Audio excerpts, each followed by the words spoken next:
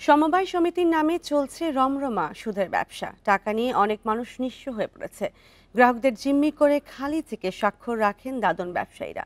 এমনকি ইচ্ছে মতো কয়েক গুণ টাকা বসিয়ে মামলাও দেওয়া হয় গ্রাহকদের বিরুদ্ধে। অতিরিক্ত লাভের আশায় কোনো লেনদেন না করার পরামর্শ সমবায় কর্মকর্তাদের। বান্ডেল থাকলে প্রতি সেনমানিতে টাকা বাঁচবে। বিকাশ সেনমানি বান্ডেল কিনে জিতুন প্রতি লেনদেনে। দিনাজপুরে দাদনের জালে সর্বশান্ত হচ্ছে সাধারণ মানুষ। উচ্চ সুদে টাকা নিয়ে সর্বশান্ত ভুক্তভোগীরা। বিরামপুরের দুই স্কুল শিক্ষক মোহাম্মদ সানাউল্লাহ ও রেজাউল করিম জরুরি প্রয়োজনে দাদন ব্যবসায়ীর কাছ থেকে ৬,০০০ টাকা সুদে ১ লাখ করে টাকা নেন। সেই ১ লাখ টাকার সুদ দেন ৪ লাখ টাকা। তারপরও টাকা পরিশোধ না হওয়ার অভিযোগে তাদের বিরুদ্ধে আদালতে ১১ লাখ টাকা চেক ডিজনারের মামলা হয়। আমার একটা ছোট্ট দোকান আছে বিরামপুরে, ওই দোকানে এসে হুমকি, লোকজন নিয়ে এসে ওনার বিভিন্ন প্রতিনিধি নিয়ে আসে, আমাকে বলে যে তুমি টাকা না দাও তাহলে তোমার নামে, তোমার ওয়াইফের নামে এত টাকার মামলা করবো। ৫,০০০ টাকা করে জমা দিছি।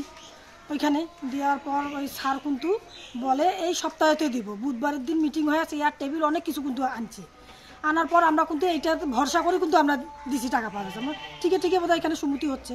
লালমনিরহাটের সমবায় সমিতির নামে চলছে অবৈধ ঋণ ও সুদের ব্যবসা। গ্রাহকদের জিম্মি করতে ফাঁকা ব্যাংক চেকে স্বাক্ষর নিয়ে দেওয়া হচ্ছে ঋণ সুবিধা।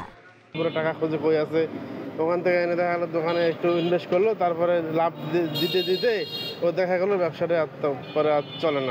নওগাঁয় গ্রাহকদের প্রায় ২০,০০০ কোটি টাকা নিয়ে পালিয়েছে অর্ধশতাধিক সমবায় সমিতি লিমিটেড ও এনজিও। অতিরিক্ত লাভের আশায় কোনো লেনদেন না করার পরামর্শ সমবায় কর্মকর্তাদের। জানালেন নতুন করে সমবায় সমিতির রেজিস্ট্রেশন না দেওয়ার কথা। সমিতির বিরুদ্ধে সমবায় আইন ২০০১ সংশোধন ২ ও ১৩ এর বিধি মোতাবেক আমরা ব্যবস্থা গ্রহণ করি। জামালপুরের মাদারগঞ্জে ৩২,০০০ গ্রাহকের ৭২০ কোটি টাকা ফেরত দিতে পারছে না ২৩টি সমিতি। এসব আমানত ফেরতের জন্য ২ বছরের বেশি সময় মানববন্ধন সহ নানা আন্দোলন করছেন গ্রাহকরা। সোহেলি জাহান, ইন্ডিপেন্ডেন্ট নিউজ।